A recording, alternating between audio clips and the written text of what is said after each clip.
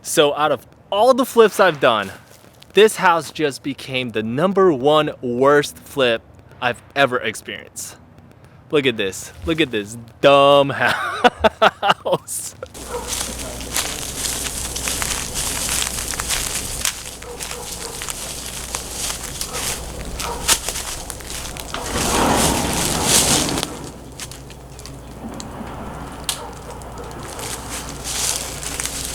So this garage door needs to go. Smells pretty funky in here. Smells like mold. Yeah, and we'll get that fixed. Oh, sweet, the light works. Is that mold? I don't know, once we start taking things out, I think we should be able to see what's going on. What does a blinking blue light mean? And today's special guest is... Alright, so the vintage stuff, Lindsay, I found them here. Look, like there's stuff in this chair. Are these golden buttons?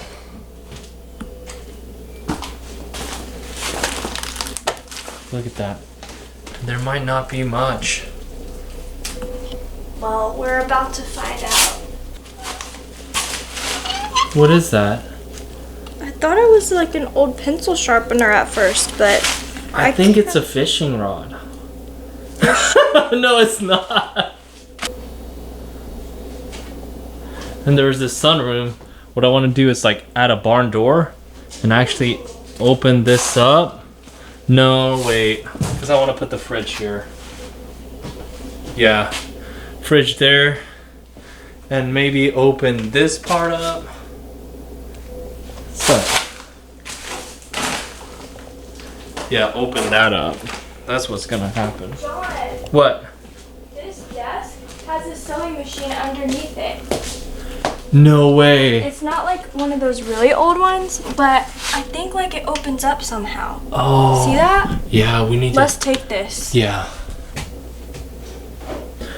Bathroom sucks. Sweet. The light works. There were a ton of fleas in here. You know, you wonder like how people can live in this condition or just let it go.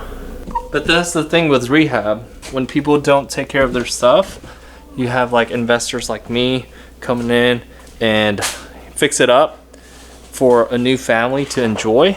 Because right now there's not a lot of houses in the market. And so if a family could, you know, get this house at a really good price, and not only that, the neighborhood value will go up. So it's a win-win situation.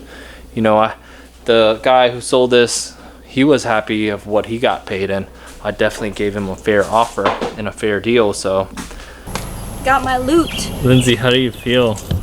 Happy. It's like a treasure hunt. This like a thrift store experience? Yeah, it's like a thrift store except you pay in flea bites instead of money. So there's a lot of fleas in that house. Look at that. I mean, never mind. I guess you can't really see these creatures. Cast iron things. Is this a cast iron teapot thing? It's so heavy. And then 3 of these pans. Here's one that has like triangles. And then 2 of these for, I think they're for cornbread, but they're all real cast iron. Why are you videoing? It's a cuckoo clock. A cuckoo clock. Whoa, did it just ring? It just chimed. Whoa. I can't take credit for this because John found it. Okay, But guys, you look see at this it. one? It's so cute. And This is amazing. And John looked it up, and apparently it's worth something. This so we is might worth try to like sell it 600 on or eBay. 800. Why are you talking while I am taking But video? this right here is the grand prize. Someone's trying to sell this for $3,500 on eBay, and someone else was trying to sell it for $2,000. Look at that. 1926 Singer sewing machine. When I first found this, I didn't even bat an eye because am not into sewing at all. And then we have this thing. But yeah, it's kind of weird. You know, what I usually do is honestly, because like when I fix up homes, I'm like, speed is key. So I bring in my crew and they just trash out the whole place super quick. I know I did that for my other rehab, and now I'm kind of regretting it, because the whole value over there, the things we found, is about like $5,000, and that's like literally making me money. So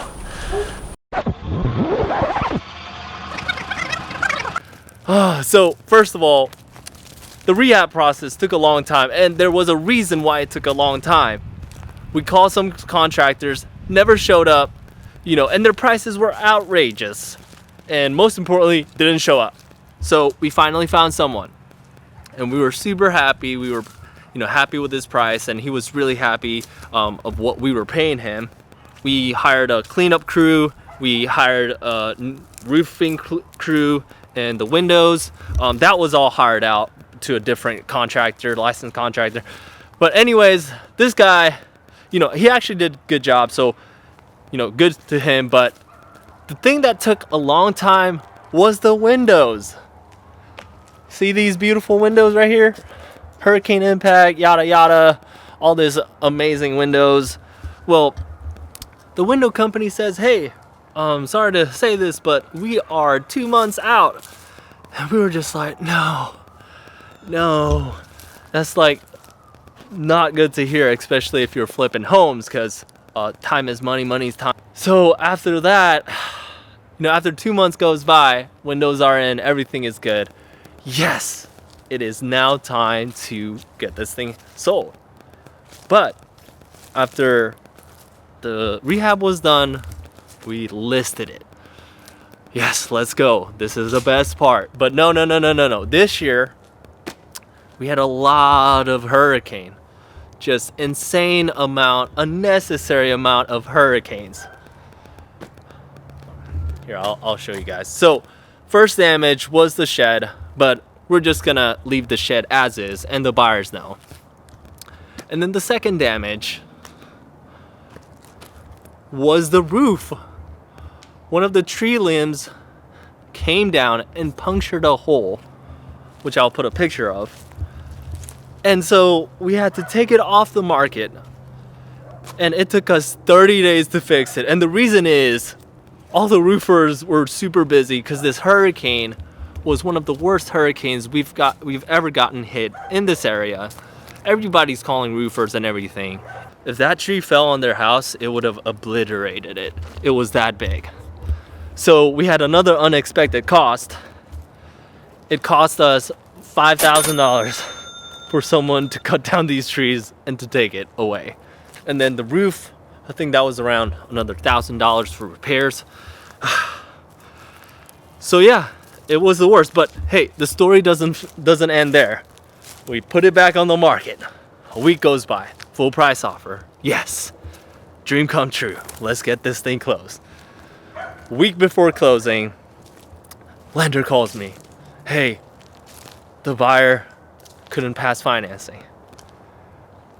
And at that moment, I was just like, no, this is the worst. So we were like, okay, all right, let's just cancel the contract. You guys have your deposit back. And then, so we put it back on the market. And now it kind of looks bad, because, you know, when a house is under contract, and let's say your house is under contract for 30 days, Zillow counts that as days on market. So yeah, it made the whole thing look bad. It made it look like this house couldn't sell. This house was just sitting, but that's completely untrue. So, you know, we put it back, a week goes by, we get an offer, and we're so happy. We're like, yes, another offer. Let's go. So this one was crazy. This agent was new. The agent really didn't take the contract seriously. The biggest thing I want to point out was it was a 15-day inspection period. So during those 15 days, a realtor can hire the home inspector to come and check out every single thing on the house just to make sure nothing's wrong. So, and we know, I mean, there are some problems, but we know they're not major just because we already got the home inspection from the first buyers. So, you know, they ordered the home inspection on the 27th day. And I was just really a little confused because I thought we agreed upon 27 days. I mean, 15 days inspection period. And that day, when she said, hey, we have a home inspector coming in, and they didn't even get the report, and then they just said, hey, we're just backing out. And I was like, okay, all right. You know, I'm not gonna beg people to buy the house. If they don't want the house, that's fine. But the EMD stays with us. EMD is earnest money deposit. So the earnest money deposit amount was $1,750, and I said, this belongs to us. You literally wasted all our time. And then the agent freaks out. She gets so mad at me saying that I'm immoral, unethical, all I care is about money, and that's all I see. But I was like, no. We gave you 15 days. You needed to honor that and stuff like that. And then she starts saying that I didn't let her in. But I was so confused that I always gave them access. So at this point I realized, okay, I can't talk to her. She's not making any sense. I'm gonna have to involve her broker and my broker. So I sent them all our screenshots of our messages, and that's why I always keep conversations in writing, so I can always come back and say, hey, you said this, you know, we agreed upon this. So I'm in the clear. And you know, her broker even says, hey, if they take you to court, you lose that EMD.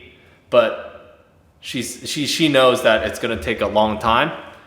And they still didn't want to give up the EMD after her broker even said that. Blows my mind, and saying, hey, I'm gonna do right by my clients. But I was just like, first of all, you're not doing right by your clients because you would have ordered the home inspection already. And now you're starting to call me names and starting saying that I did this, which I never did. So, you know, we don't want to go to court, but I was so mad, and I was like, you know what, I'm gonna take you to court. Because I was mad. I was like, yo. Anyways, I kept saying, I'm gonna take you to court. But in the end, the main objective is to get this thing sold. So we settle. We take $1,250, they take back $500. But at this point, you know, we put it back on the market. Now, all this time period adds up. Our house looks like it's been on the market forever. No one wants it. So we have to reduce the price from $189K to $169K. And at this point, me and my business partner, we're tired. We're like, hey, we just want to get rid of this. Let's just get this thing sold. So we lower it and we get an offer. And so is this buyer's right now. Last week of closing, just got word from the buyer, and they said they're ready to close. The lender said they're ready to close. Title company said they're ready to close. So we're gonna be closing on Friday, which is 2 days from now. It was a mess. Anyways, ultimately we are making profit, which is a good thing. You know, it's better than breaking even. I would say profit margin's about 40 grand. I mean, it's nice, but at the same time, with all the effort and everything put into it, it's okay. But I'm not gonna whine about it. Wait, do I sound like I'm whining? But hopefully this video can help you guys, and thanks for watching. You know, more videos to come, and hopefully you guys can learn a few things here and there. And if you guys are interested in real estate, I am a realtor in town here in Pensacola, Florida, in the Panhandle region in Florida. So give me a call and let's talk about real estate and get you guys a fixer-upper as well, or just an investment rental property. Thanks guys, thanks for watching. Be ready for the next one.